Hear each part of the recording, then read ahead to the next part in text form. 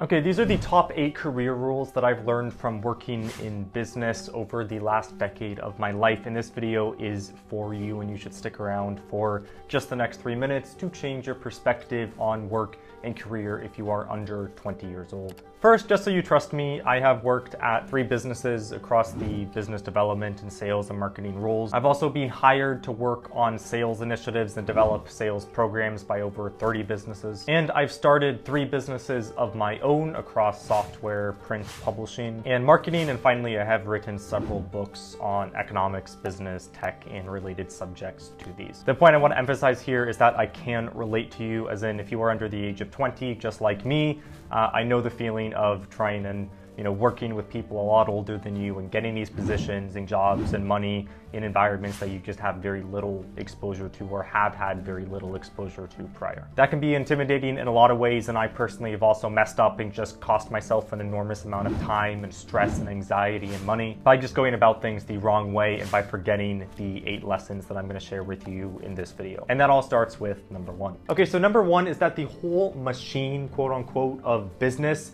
is really just people having conversations, emails that are sent between people, so really digital conversations, and then contracts. As in, if you take the US government or Apple or anything, any organization or business smaller than that, it just breaks down into people, emails, and contracts. And that means there is no intimidating matrix in the business world where things just happen, and that you as a young person really can do that exact same set of things. It just comes down to knowing and interacting with the right people. And what that means is things are a lot more flexible than you think if you do, again, just know the right people and you do interact with them in the right way. Okay, now number 2 is that if your role or your job isn't exceptional, for example, if you're not a general manager making $300,000 a year when you're 20, then the amount of effort you would have to put in to get that amount of status, money, role, or just the amount of enjoyment you get from that job at a different job is relatively minimal. Now, what that means is that if you don't like the role you're at, just leave. For example, if you don't like your job, but you make $1 million a year from it and you're 21, then that's one conversation. But there is zero reason that you shouldn't leave your job if you don't like it and you make, say, $60,000 or $70,000 a year at, say, 24. Okay, number 3 is that having contextual and cross-domain knowledge will rapidly increase your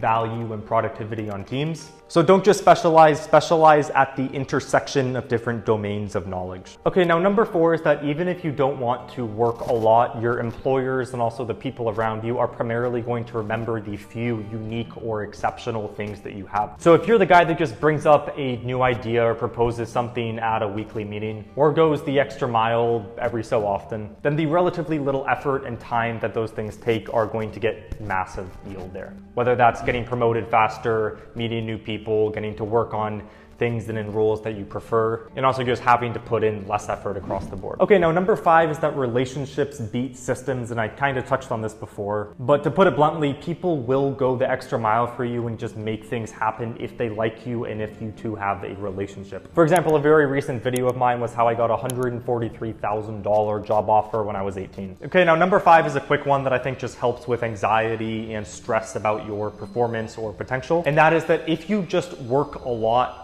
and just stay consistent and put in effort and time, then you are automatically going to beat a vast majority of people across any domain that you work in. As in, most people just either don't like their jobs or don't want to work a lot. Or to add to that, they're just bad at what they do, which you'll see a lot more as you start to work in big businesses. Okay, now number 7 is just quote unquote sharpen your sword, in that very few people actually just sit down and think about the systems, the workflows, the processes that they're accustomed to at their job. And that goes back to that quote of, sharpen the axe before you cut the tree. Like, if you can just sit for an hour and come up with one thing that will decrease the effort or the time required to do something else that you have to do for your job by 10%, then you're gonna save 100, 500, 1,000 hours for you or your team just by sitting down for that hour. And the people around you are not just crazy geniuses or smart, even if they have experience or are older than you. So question everything, question the system, and just come up with ideas and think about those ideas regarding potential improvements in anything you're doing. And before I tell you the last one, which I think is the most important, I want to tell you about Odoo. Odoo is an integrated suite of business apps that takes kind of all these different tools that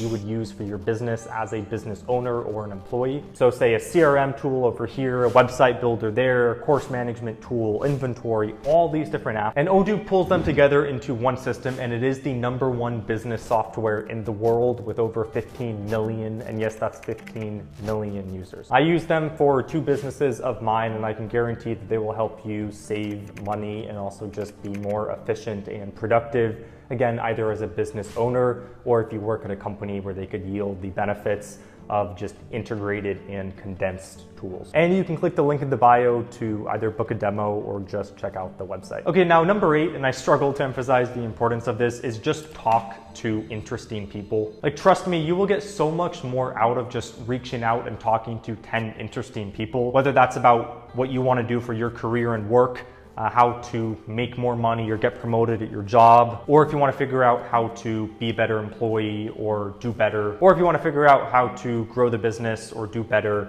at your job. So I think you should just all the time be reaching out to these people. And if you do that when you're 18, 20, 25, the yield that will deliver to you, the opportunities, the doors that'll open are just absolutely just life-changing down the line. So if you're in school, go to your alumni network platform. Otherwise, just go to LinkedIn and search for people in roles that you want or doing similar things to your role. And not only is that socially useful and enjoyable, but again, in a material sense regarding your career and your work, you will be that much better off. And that's the video. I will see you in the next one.